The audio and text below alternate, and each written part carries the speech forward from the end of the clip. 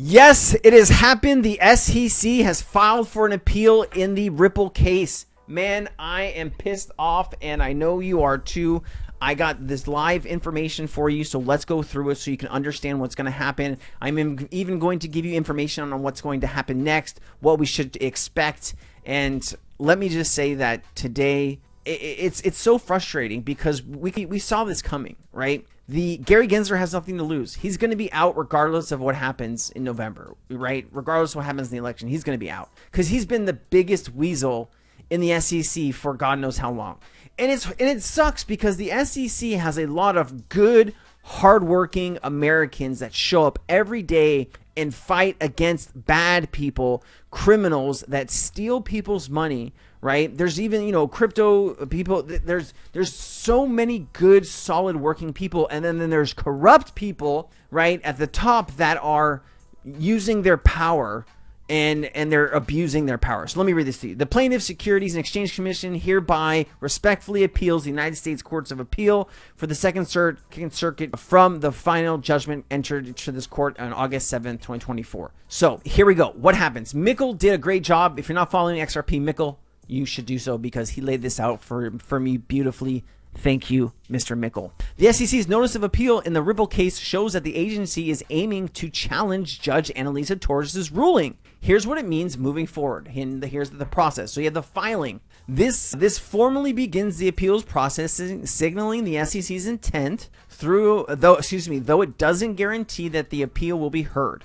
Okay, so both sides are going to file a brief, but it doesn't necessarily mean that the second court of appeal wants to hear the case. They might just say, hey, we're not interested, and everything will go back to normal. I just want to say also that XRP not being a security is still a thing, right? This changes nothing, right? All this does is frustrate millions of beautiful people that watch this channel, and other channels like this.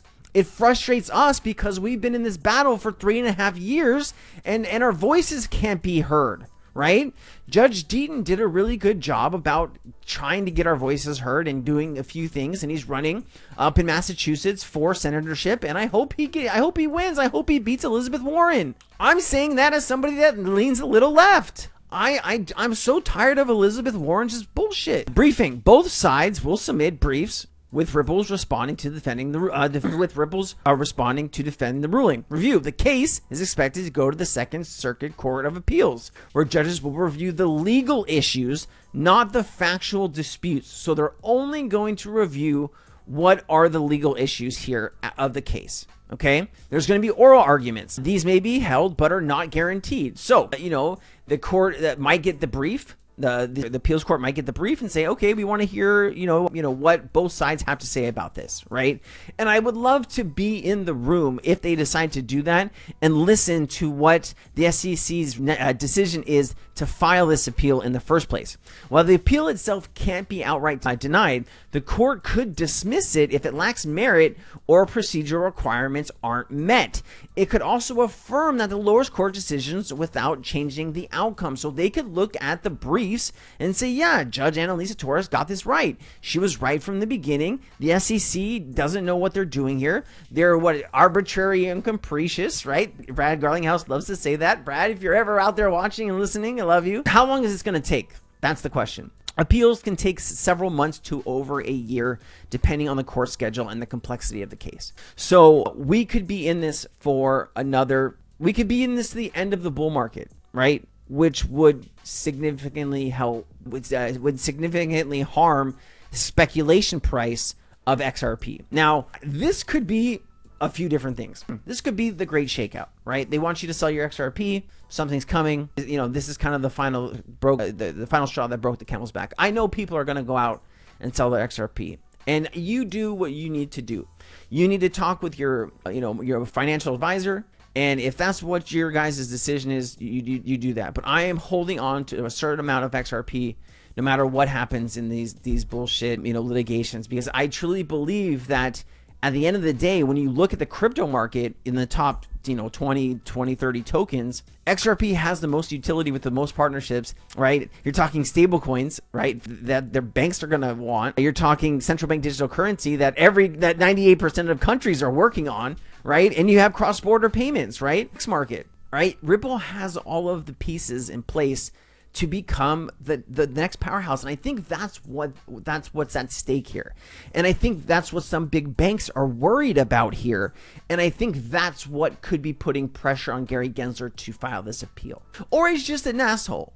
Either one. Excuse my French. New trials. Appeals rarely lead to new trials. The court may remand the case back only if significant legal errors are found. However, if the appeals affects specific parts of the ruling, like institutional versus retail sales, further proceedings on those aspects may be needed. All right, here's a clip from Thinking Crypto. Tony Edward talking to Hester Pierce, who I think she should have been the SEC commissioner, talking about the Bitwise filing for an XRP ETF. Let me play this. Question about the futures market, because I've spoken to quite a few ETF experts, and they said you don't necessarily need to have a futures market to have a spot ETF approved, but the SEC has done it. That's been the process, right?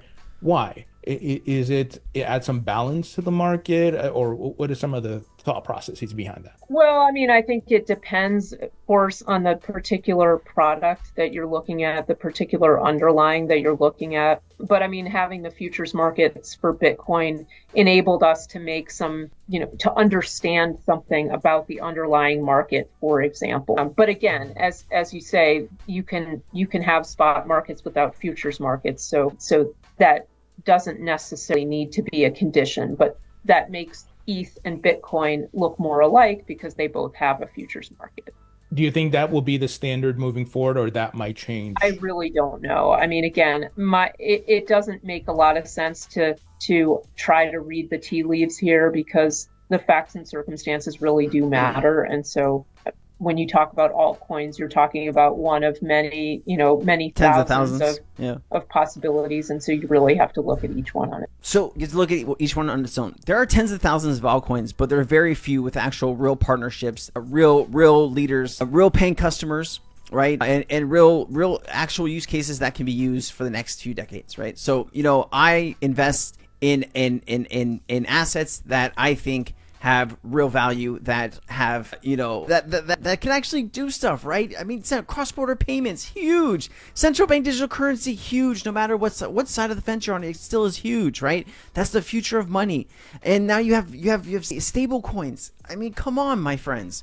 Brad Garlinghouse, the first Bitcoin ETH was only a matter of time. The move underscores its growing in trust and integration of digital assets like XRP into traditional finance markets, marking in the continued adoption of maturing the crypto market. I sense that it's just the beginning when this is because Bitwise filed an XRP ETF yesterday. And here's Stuart Alderotis. I guess he was ready for this. He knew it was coming. So here he put this out. The SEC's decision today is to appeal is disappointing, but not surprising.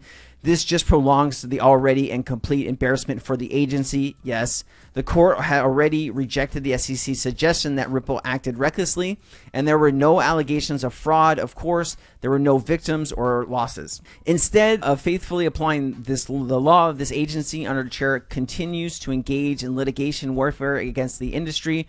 We are evaluating whether to file a cross appeal. Either way, the SEC's lawsuit has been irrational and misguided from the start, and we are ready to prove yet again at the appellate court, once again taking the lead for the industry. Coincidence that the SEC's enforcement director announced his resignation today because that guy was abusing his office. And I mean, listen, like I said, there are good, working, hard Americans at the SEC. But there's also some misguided ones, and there's also some pretty terrible ones that are taking the greatest industry on the planet, which is digital assets, into the ground, and they're doing it because America has 50% of the world's money, right? Like, this is where all the money is, and the banks want to keep it.